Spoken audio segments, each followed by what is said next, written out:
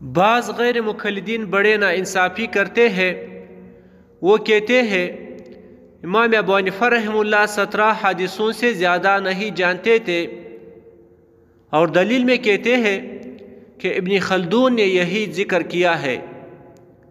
تو ان حضرات کے لیے وہی جواب کافی و شافی ہے جو فتاوی حقانیہ صفحہ 29 جلد نمبر 2 پر مذکور ہے۔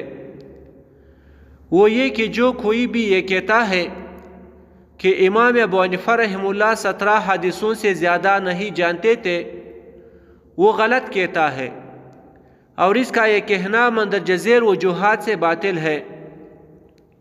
نمبر 1، امام ابو حنیفہ رحمہ اللہ بے اتفاق امت مجتہد ہے، اور خود ابن خلدون رحمہ اللہ کا کہنا ہے کہ مجتہدین کا استنباط قرآن و سنت سے ہوتا ہے۔ تو اگر کوئی 17 حدیثوں سے مجتہد بن سکتا تو آج ہر غیر مقلد مجتہد ہوتا۔ نمبر 2، ابن خلدون رحمہ اللہ نے یہ قول یقال سے ذکر کیا ہے جو صیغہ تمریض ہے، اس کو علماء جانتے ہیں، پھر خود ہی اس کا رد بھی کیا ہے۔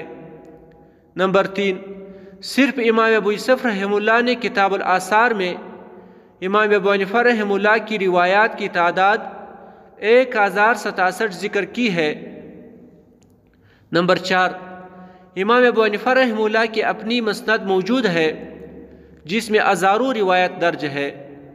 نمبر 5، امام ذہبی رحمہ اللہ نے آپ رحمہ اللہ کو حفاظ میں ذکر کیا ہے، اور حافظ وہ ہوتا ہے جو 1,00,000 حدیثیں جانتا ہو۔ اس لیے امام ابو حنیفہ رحمہ اللہ پر اس قسم کا بیجا اعتراض کرنا بغض و حسد کی علامت ہے۔